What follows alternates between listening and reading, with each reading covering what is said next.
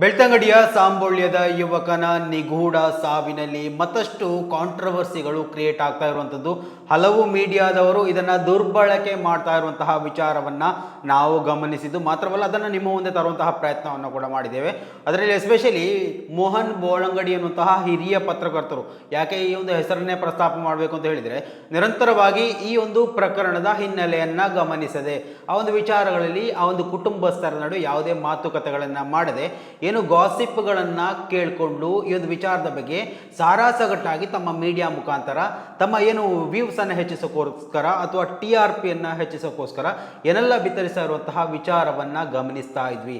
ನೆನೆ ದಿವಸ ದೊಡ್ಡ ಮಟ್ಟದಲ್ಲಿ ಈ ಒಂದು ಸಂದೇಹಗಳು ಶೇರ್ ಆಗ್ತಾ ಇದ್ವು, ವೈರಲ್ ಆಗ್ತಾ ಇದ್ವು. ಕೊನೆಗೆ ಪೊಲೀಸ್ ಇಲಾಖೆಯಿಂದಲೇ ಇದಕ್ಕೆ ಸ್ಪಷ್ಟೀಕರಣ ಕೊಡಬೇಕಾದಂತಹ ಒಂದು ಅವಶ್ಯಕತೆ ಬಂದು ಎದುರಾಗಿರುವಂಥದ್ದು. ಮಾತ್ರವಲ್ಲ, ಅವರು ಮಾಧ್ಯಮ ಪ್ರಕಟಣೆ ಕೂಡ ಹೊರಡಿಸಿರುವಂಥದ್ದು. ಸೊ ಇದು ವಿಚಾರದ ಬಗ್ಗೆ ಆರೋಪವನ್ನು ಎದುರಿಸ್ತಾ ಇರುವಂತಹ ಸುಮಂತನ ಅಣ್ಣನ ವಿಚಾರದಲ್ಲಿ ನಾವು ಈ ಮೊದಲು ಕೂಡ ಹೇಳಿರುವಂಥದ್ದು, ಬಹಳಷ್ಟು ಇನ್ನೋಸೆಂಟ್ ವ್ಯಕ್ತಿ, ಮುಗ್ಧ ಯುವಕ, ಎಲ್ಲ ವಿಚಾರಗಳನ್ನು ಓಪನ್ ಆಗಿ ಮಾತಾಡುವಂತಹ ಯುವಕ. ನಾವು ಕೆಲವು ಗಂಟೆಗಳ ಕಾಲ ಆ ಯುವಕನಲ್ಲಿ ಮಾತಾಡಿಸಿದ್ದೆವು. ಯಾವುದೇ ವಿಚಾರಗಳಲ್ಲಿ ಆ ಯುವಕನ ಮೇಲೆ ಸಂಶಯಗಳು ಹುಟ್ಟಿ ಬಂದಿಲ್ಲ. ಆದರೆ ಇವತ್ತು ಇಂತಹ ವಿಚಾರಗಳು ಸಾಮಾಜಿಕ ಜಾಲತಾಣದಲ್ಲಿ ಕೇಳಿ ಬರುವಂತಹ ಸಂದರ್ಭದಲ್ಲಿ ಅವರನ್ನೇ ಖುದ್ದಾಗಿ ಮಾತನಾಡಿಸಬೇಕಿದೆ. ಸೊ ಆ ಯುವಕನಲ್ಲಿ ಮತ್ತೆ ನಾವು ಈ ಒಂದು ವಿಚಾರದ ಬಗ್ಗೆ ಮಾಹಿತಿಯನ್ನ ಕೇಳಲಿಕ್ಕಿದ್ದೇವೆ. ಸೊ ಸುಮಂತನ ಅಣ್ಣ ಇವಾಗ ಲೈನಲ್ಲಿದ್ದಾರೆ, ಅವರ ತರನೇ ಮಾತಾಡ್ಸ್ಕೊಂಡು ಬರೋಣ. ಹಲೋ ಸರ್, ನಮಸ್ತೆ. ನಮಸ್ತೆ. ಸುದರ್ಶನ್ ಅಲ್ವಾ? ಹೌದು. ಇವತ್ತು ನಿಮ್ಮ ಬಗ್ಗೆ ಸಾಮಾಜಿಕ ಜಾಲತಾಣದಲ್ಲಿ ಹಲವು ವಿಚಾರಗಳು ಕೇಳಲ್ಪಟ್ಟೆ. ಸೊ ಆ ಒಂದು ಕಾರಣಕ್ಕೆ ಇವತ್ತು ನಿಮ್ಮನ್ನು ಮಾತನಾಡಿಸುವ ಒಂದು ಪ್ರಯತ್ನವನ್ನು ಮಾಡ್ತಾ ಇದ್ದೇವೆ. ಅಂದರೆ ನೆನೆ ದಿವಸ ಕೆಲವೊಂದು ಮಾಧ್ಯಮಗಳು ನಿಮ್ಮ ವಿಚಾರವನ್ನು ಎಳೆದಿರುವಂತಹ ಒಂದು ಪ್ರಸ್ತಾಪ ನೋಡಲಿಕ್ಕೆ ಸಾಧ್ಯ ಆಯಿತು. ಮಾತ್ರ ಅಲ್ಲ, ಸಾಧ್ಯವಾದಷ್ಟು ಒಂದು ವೈರಲ್ ಆಗುವಂತಹ ಒಂದು ಪರಿಸ್ಥಿತಿ ಕೂಡ ನಿರ್ಮಾಣ ಆಗಿತ್ತು. ಹಲವು ಕಡೆಗಳಲ್ಲಿ ಅದನ್ನು ಮೀಮ್ಸ್ಗಳಲ್ಲಿ ಇರ್ಬೋದು, ಶಾರ್ಟ್ಸ್ಗಳಲ್ಲಿ ನೋಡಲಿಕ್ಕೆ ಸಾಧ್ಯ ಆಯಿತು. ಸೊ ಇದರ ಬಗ್ಗೆ ಏನು ಹೇಳಿಕೆ ಇಷ್ಟಪಡ್ತೀರಾ ಅಂತ? ಇದರ ಬಗ್ಗೆ ನಾನು ಈಗಾಗಲೇ ಇದೆಲ್ಲ ಸುಳ್ಳು ಮಾಹಿತಿ ಸರ್, ಅವರು ಹೇಳಿದ್ರಲ್ಲ, ಇದರ ಬಗ್ಗೆ ನೋಡಿದ್ದೇನೆ, ಆ ವಿಡಿಯೋ ನೋಡಿ ತುಂಬ ನನಗೆ ಸ್ವಲ್ಪ ಬೇಸರಾಗಿದೆ. ನನಗೆ ಮಾನಸಿಕವಾಗಿ ಸ್ವಲ್ಪ ಹಿಂಸೆಕರ ಫೀಲ್ ಆಗಿದೆ. ಸೊ ನಾನು ಇದು ಮಾಡಿದವರ ಬಿಕಾಸ್ ನನಗೆ ಕಾಲೇಜಲ್ಲಿ ಇಲ್ಲಿ ಹೋಗುವಾಗ ಎಲ್ಲರೂ ಕೇಳೋದು ಅದನ್ನೇ. ಹೌದು, ತೊಂದರೆ ಆಗುತ್ತೆ ನೋಡಿ. ನಾನು ಆ್ಯಕ್ಚುಲಿ ಒಬ್ಬರ ಹೆಸರನ್ನು ಹೇಳ್ತೀನಿ. ಮೋಹನ್ ಬೋಳಂಗಡಿ ಎನ್ನುವಂತಹ ವ್ಯಕ್ತಿಯ ಬಗ್ಗೆ ನಿಮಗೆ ಪರಿಚಯ ಏನಾದರೂ ಇದೆಯಾ ಅಂತ? ಇಲ್ಲ ಸರ್, ಅವರು ನಮ್ಮ ಮನೆಗೆ ಬರಲೇ ಇಲ್ಲ. ಅವರೇ ಹಾಕಿದ್ರು, ನಾನು ನೋಡಿದೆ ಅವರ ವಿಡಿಯೋ. ಹೌದು, ನಮ್ಮ ಮನೆಗೆ ಬರಲಿಲ್ಲ, ನಮ್ಮ ಸ್ಟೇಟ್ಮೆಂಟ್ ತಗೊಳ್ಳಿಲ್ಲ, ಅವರಿಗೆ ಬಂದಾಗಿ ಬಾಯಿಗೆ ಬಂದಾಗಿ ಹಾಕಿದ್ದಾರೆ. ಹೌದು. ಸೊ ಅಧಿಕಾರ ಇದೆ ಅಲ್ಲ ಸರ್? ನೋಡಿ, ನಾವು ಈ ಒಂದು ವಿಚಾರದಲ್ಲಿ ನಿಮ್ಮನ್ನ ಮುಖತಃ ಭೇಟಿಯಾಗಿ ಕೆಲವೊಂದು ವಿಚಾರಗಳ ಬಗ್ಗೆ ನಾವು ವಿಡಿಯೋ ಮುಖಾಂತರನೂ ಮಾತಾಡಿದ್ದೇವೆ, ಅಲ್ಲದೆಯೂ ಮಾತಾಡಿದವರು. ಹೌದು, ಈ ಒಂದು ವಿಚಾರದಲ್ಲಿ ನಿಮ್ಮ ಆ ಒಂದು ಸ್ಟ್ಯಾಂಡ್ ಎನ್ನುವುದರ ಬಗ್ಗೆ ನಮಗೆ ಖಂಡಿತವಾಗಿಯೂ ಆ ಒಂದು ಮಾತುಗಾರಿಕೆಯಲ್ಲಿ ನಮಗೆ ಗೊತ್ತಾಗಿತ್ತು. ಇನ್ನು ಏನಾದರೂ ಕುರುಹಗಳು ಗೊತ್ತಿದ್ರೆ, ಸಂಶಯಗಳಿದ್ದರೆ ನಿಮ್ಮಲ್ಲಿ ಮುಖತಃ ಕೇಳುವಂತಹ ಪರಿಸ್ಥಿತಿಯಲ್ಲೂ ಕೂಡ ನಾವಿದ್ದೇವೆ ಅವತ್ತು.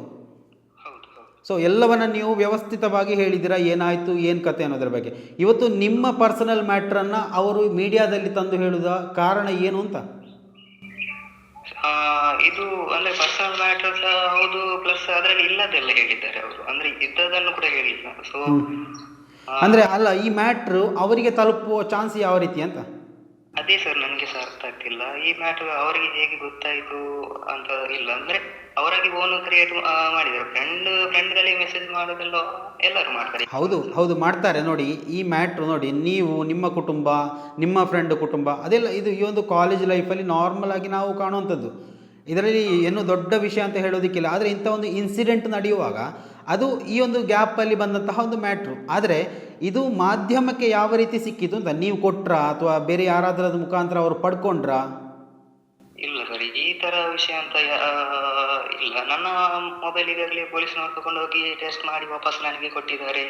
ಯಾವಾಗ ತಗೊಂಡೋಗಿರೋದು? ಅದು ತಗೊಂಡೋಗಿ ತುಂಬಾ ಟೈಮ್ ಆಯ್ತು. ಅಂದ್ರೆ ಅವತ್ತೇ ಒಂದು 3-4 ದಿನಗಳಲ್ಲಿ ತಗೊಂಡು ಹೋಗಿದ್ದಾರೆ, ವಾಪಸ್ ನನಗೆ ಕೊಟ್ಟಿದ್ದಾರೆ. ಅಂತ ವಿಷಯಗಳು ಎಂತ ಇಲ್ಲ. ಅವರು ನನ್ನನ್ನು ಕೂಡ ಎನ್ಕ್ವೈರಿ ಮಾಡಿದ್ದಾರೆ, ನನ್ನ ಫ್ರೆಂಡ್ಸ್ ಅನ್ನು ಕೂಡ ಎನ್ಕ್ವೈರಿ ಮಾಡಿದ್ದಾರೆ. ಅಂತ ವಿಷಯ ಇದ್ರೆ ಇಷ್ಟೊತ್ತಿಗೆ ನನ್ನನ್ನು ಒಳಗೆ ಹಾಕ್ತಿದ್ರು. ಹೌದು, ಇದೆಲ್ಲ ಇವರು ಸುಮ್ಮನೆ. ಅಂದ್ರೆ ನಿಮ್ಮ ಈ ಒಂದು ಪ್ರೀತಿ ಪ್ರೇಮದ ವಿಚಾರ ಪೊಲೀಸರು ಕೂಡ ನಿಮ್ಮ ಹತ್ರ ಕೇಳಿದಿರಾ ಅಂತ? ಎಲ್ಲ ಕೇಳಿದ್ದಾರೆ ಸರ್. ನೀವು ಮುಕ್ತವಾಗಿ ಅದನ್ನು ಹೇಳಿದ್ದೀರಾ ಅವ್ರ ಹತ್ರ? ಹೌದು, ಹೇಳಿದ್ದೇವೆ. ಸೊ ಇನ್ನು ಈ ಮ್ಯಾಟ್ರ್ ಏನಾದರೂ ಪೊಲೀಸಿಂದ ಲೀಕ್ ಆಗಿರ್ಬೋದಾ ಅಂತ? ನಮ್ಗೆ ಅದು ಗೊತ್ತಿಲ್ಲ ಸರ್, ಯಾರು ಲೀಕ್ ಮಾಡಿದ್ದಾರೆ ಅಂತ ವಿಷಯ ಅಂತ ಅಂದರೆ ನಿಮ್ಮ ಮ್ಯಾಟ್ರು ನಿಮ್ಮ ಮನೆಯವರು ಅವರ ಮನೆಯವರು ಬಿಟ್ಟರೆ ಬೇರೆ ಯಾರಿಗೂ ಗೊತ್ತಿಲ್ಲ, ನಿಮ್ಮ ಸ್ವಲ್ಪ ಫ್ರೆಂಡ್ಸಿಗೆ ಗೊತ್ತಿರ್ಬೋದು. ಫ್ರೆಂಡ್ಸ್ ಪೊಲೀಸ್ನವರಿಗೆ ಗೊತ್ತುಂಟು. ಹೌದು. ನೋಡಿ, ಇಲ್ಲದಿದ್ದರೆ ತಮ್ಮನನ್ನು ಕಳ್ಕೊಂಡಂತಹ ಒಂದು ದುಃಖದಲ್ಲಿ ಇರ್ತೀರಾ ನೀವು. ನಿಮ್ಮ ಕುಟುಂಬದ ಪರಿಸ್ಥಿತಿಯನ್ನು ನಾವು ಕಣ್ಣಾರೆ ಕಂಡವರು. ಸೊ ಇಂತಹ ಪರಿಸ್ಥಿತಿಯಲ್ಲೂ ಅದರಲ್ಲೂ ಬೇಳೆ ಬೇಯಿಸುವಂತಹ ಪ್ರಯತ್ನ ಮಾಡುವಂತಹ ಕೆಲವೊಂದು ಮಾಧ್ಯಮಗಳು, ನಾವು ಹೆಸರು ಹೇಳಬೇಕಾದಂತಹ ಕೆಲವೊಂದು ಮಾಧ್ಯಮಗಳು ಇಂತಹ ಒಂದು ನೀಚ ಪ್ರವೃತ್ತಿಯನ್ನು ಮಾಡ್ತಾ ಇರುವಾಗ ಒಂದು ಕೆಲಸ ಮಾಡಬೇಕಾದ್ದು ಎಲ್ಲೋ ಒಂದು ಕೇಳಲಿಕ್ಕೆ ಸಾಧ್ಯ ಆಯಿತು, ನೀವು ಕಾನೂನಾತ್ಮಕವಾಗಿ ಹೆಜ್ಜೆ ಇಡ್ತೀರಾ ಅನ್ನುವಂತಹ ವಿಚಾರ ಕೇಳಲ್ಪಟ್ಟೆ. ಹೌದು ಸರ್, ಯಾಕಂದ್ರೆ ಇದು ನಮ್ಮ ಒಂದು ಫ್ಯಾಮಿಲಿಗೆ ಸಂಬಂಧಪಟ್ಟದಲ್ಲ ಸರ್. ಅಂದ್ರೆ ನಮಗೆ ನಾವು ಇನ್ನು ಬದುಕಬೇಕಲ್ಲ ಸರ್, ಇನ್ನು ಸ್ವಲ್ಪ. ಹೌದು ಹೌದು. ಸೊ ನನಗೆ ಇಲ್ಲೇ ಮೊದಲೇ ನಾವು ಡಿಪ್ರೆಷನ್ ಅಲ್ಲಿ ಹೋಗ್ತಿದ್ದೇವೆ. ಇವತ್ತಲ್ಲಿ ಇವರು ನಮ್ಮ ಮೇಲೆ ಈ ತರ ಎಲ್ಲ ಬಾಯಿಗೆ ಬಂದಾಗಿ ಬರೆಯುವುದು ನನಗೆ ತಡಿಲಿಕ್ಕೆ ಆಗ್ತಿಲ್ಲ ಸರ್. ಹೌದು ಹೌದು ನಾನು ಕಾನೂನು ಕ್ರಮವಾಗಿ ಸ್ವಲ್ಪ ಹೌದು. ನೀವು ಡೈರೆಕ್ಟ್ಲಿ ಮೆನ್ಷನ್ ಮಾಡಿಕೊಂಡು ಇಂತಹ ವಿಚಾರಗಳಲ್ಲಿ ಯಾರೆಲ್ಲ ಪ್ರಸಾರ ಮಾಡ್ತಾ ಇದ್ದಾರೆ ಅವರ ಮೇಲೆ ಕಾನೂನಾತ್ಮಕವಾಗಿ ಕ್ರಮ ಕೈಗೊಳ್ತಾ ಇದ್ದೀರಾ ಅಂತ ಹೇಳುವಂಥದ್ದಲ್ವಾ? ಹೌದು, ಒಳ್ಳೆಯ ಬೆಳವಣಿಗೆ ಸರ್, ಥ್ಯಾಂಕ್ ಯು. ಇದು ಸುಮಂತ್ನ ಅಣ್ಣ ಸುದರ್ಶನ್ ಅವರ ಮಾತುಗಳು. ನೋಡಿ, ನಿಜಕ್ಕೂ ಒಂದು ರೀತಿಯಲ್ಲಿ ಇಂತಹ ಕಟ್ಟುಕರು ಮಾಧ್ಯಮದಲ್ಲಿ ಇರಬಾರ್ದು. ಮೋಹನ್ ಬೋಳಂಗಡಿ ಅವರ ವಿರುದ್ಧವಾಗಿ ಮಾತಾಡ್ತಾ ಇಲ್ಲ, ಅವರ ಮಾಧ್ಯಮದ ವಿಚಾರವಾಗಿ ಮಾತಾಡ್ತಾ ಇಲ್ಲ. ಆದರೆ ಒಂದು ವಿಚಾರ ಏನು ನಡೆದಿರುತ್ತೆ ಅಲ್ಲಿ ಹೋಗಿ ಗ್ರೌಂಡ್ ರಿಪೋರ್ಟನ್ನು ಅಥವಾ ಅಲ್ಲಿನ ಕವರ್ ಸ್ಟೋರಿಯನ್ನು ಮಾಡದೆ ಏಕಾಏಕಿ ಏನೋ ವಾಯ್ಸನ್ನು ಮಾಡೋದು ಅಥವಾ ತಮ್ಮ ಮನೆಯಲ್ಲೋ ಸ್ಟುಡಿಯೋದಲ್ಲೋ ಕೂತ್ಕೊಂಡು ಬೇಕು ಬೇಡದನ್ನು ಪ್ರಸಾರ ಮಾಡುವಂತಹ ಇಂತಹ ಒಂದು ದುಷ್ಟ ಶಕ್ತಿಗಳು ಮಾಧ್ಯಮದಲ್ಲಿ ಇರಬಾರ್ದು.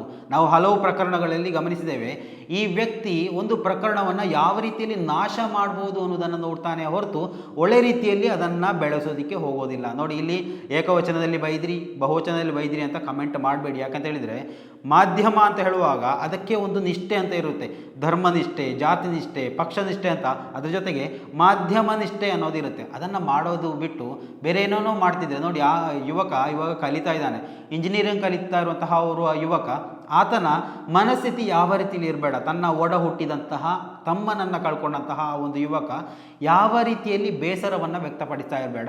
ಆ ಒಂದು ಮನೆಯ ದುಃಖ ನಿಜವಾಗ್ಲೂ ನಿಮಗೆ ಅರ್ಥ ಆಗೋದಿಲ್ಲ. ಸೊ ಈ ಒಂದು ವಿಚಾರಗಳನ್ನು ಬಹಳಷ್ಟು ಸೆನ್ಸಿಟಿವ್ ಆಗಿ ನಾವು ತಗೊಳ್ಬೇಕು. ಅದು ಬಿಟ್ಟು ಏನೋ ಒಂದು ಕಾಂಟ್ರವರ್ಸಿ ವಿವಾದವನ್ನು ಸೃಷ್ಟಿ ಮಾಡಿ ನಮ್ಮ ಚಾನಲನ್ನು ಹೈಪ್ ಮಾಡೋದಕ್ಕೆ ಏನೆಲ್ಲ ಮಾಡೋದಂದರೆ ಖಂಡಿತವಾಗಿಯೂ ಅದು ತಪ್ಪಾಗುತ್ತೆ. ಸೊ ಈ ಒಂದು ವಿಚಾರದಲ್ಲಿ ಖಂಡಿತವಾಗಿಯೂ ವೀಕ್ಷಕರೇ ನಿಮ್ಮ ಅಭಿಪ್ರಾಯಗಳನ್ನು ಕೂಡ ಕಮೆಂಟ್ ಮಾಡಿ. ಮುಂದಿನ ಮಾಹಿತಿಯೊಂದಿಗೆ ಮತ್ತೆ ಭೇಟಿ ಆಗೋಣ. ಅಲ್ಲಿವರೆಗೂ ನಮಸ್ಕಾರ.